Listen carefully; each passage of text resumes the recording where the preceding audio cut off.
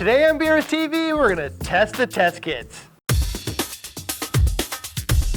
Hi, I'm Ryan, your host of BRStv Investigates, a weekly YouTube series which explores popular reefing theories, products, methods, what the manuals are missing, with a focus on putting them to the test, and then rate the theory based on our scale of reef fantasy to reef certainty. We're in the middle of building out the BRS labs and starting some longer-term in-depth tests, but we got some cool things on the horizon.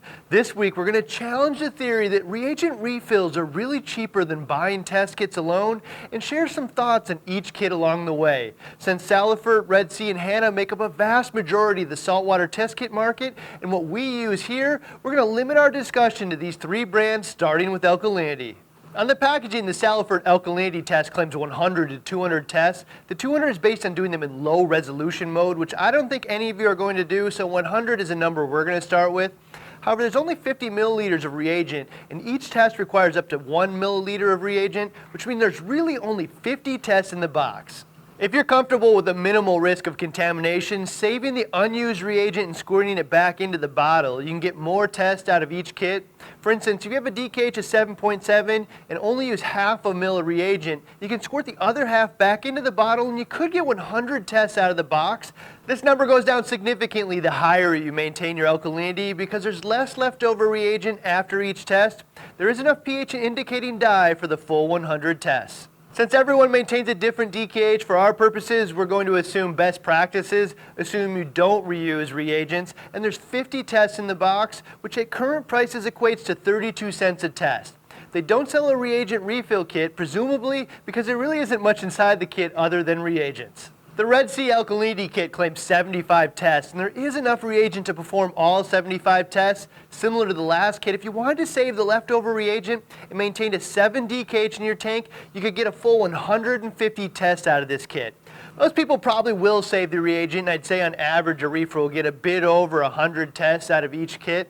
However, based on best practices and 75 tests, they're 46 cents a test, which is about 14 cents more than the Saltwater per test. However, Red Sea does offer a reagent refill kit, which is also 75 tests and only 22 cents per test, which indeed makes Red Sea significantly lower cost in the long run. The Hanna Alkalinity checker is a bit more expensive to start out and only comes with reagent for 25 tests, which makes them about $1.99 per test to start with, but the reagent refills are pretty affordable at 27 cents a test and the second lowest cost long-term solution. A few notes on each kit. I think the color change on the Saltwater from blue to pink is arguably the easiest to see between the two kits. It's not a huge difference, but if I had to say one was easier to read than the other, it would be the Saltwater. I'll also say the syringe with the Saltwater kits has a bit more resistance, which makes it a lot easier to drip single drops. The Red Sea has a few nice factors. First, it's a one-step test, meaning there's nothing to mix with the sample water, only a single reagent where the pH indicating dye is included in the titration reagent.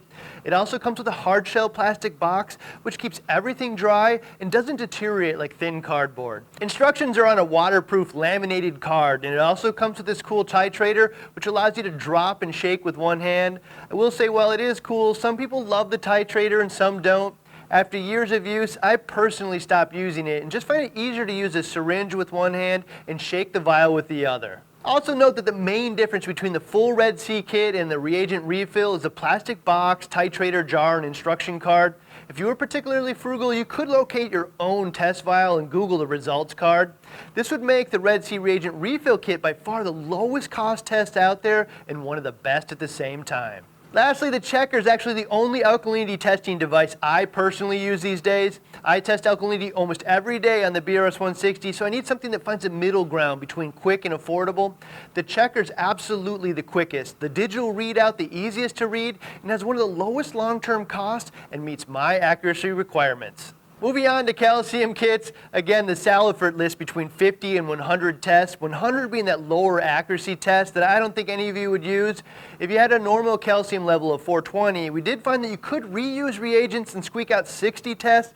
Based on best practices, we're looking at 37 cents a test. Again, the Red Sea test kit includes 75 tests. However, in this case, there's no value in saving the extra reagents because there's only enough of the other reagents for 75 tests. Net result is 46 cents a test, which is about 11 cents more than the Saltwater. However, again, the refill is 22 cents and the lowest cost option out there. The Henna checker is $1.99 a test initially, but this time the reagents are significantly more expensive at 88 cents a test. Again, a few notes on all three. This time I find the color change from red pink to a clear blue on the Saltwater kit to be significantly easier to see than the red to navy blue on the Red Sea.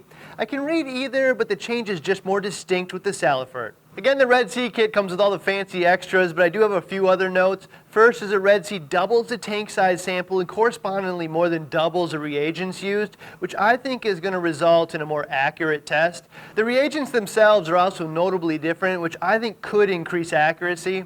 The Saltwater's dry reagent is crystals, where the Red Sea is more powder-like, which makes it a lot easier to get an even spoonful. The Red Sea's liquid reagent is also thicker and comes in a bottle, which is more likely to produce even, consistent droplets than the larger Saltwater bottle. I will note that the Red Sea small sample bottle is pretty hard to clean properly unless you have a brush or small fingers. It tends to form a precipitate crust underneath the lip, which is hard to remove, and I'm sure it can interfere with results.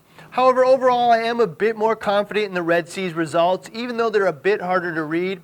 Again, if you don't need all the extras and can locate your own test vial and instruction sheet, you could skip the test kit and only buy the reagent refill to save a few bucks. As relates to the Henna checker, I'll just come out and say I personally wouldn't use it. The dilution step makes it no easier than a test kit. The reagents are the most expensive, and I can't get a reliable result because the dilution step is so extreme.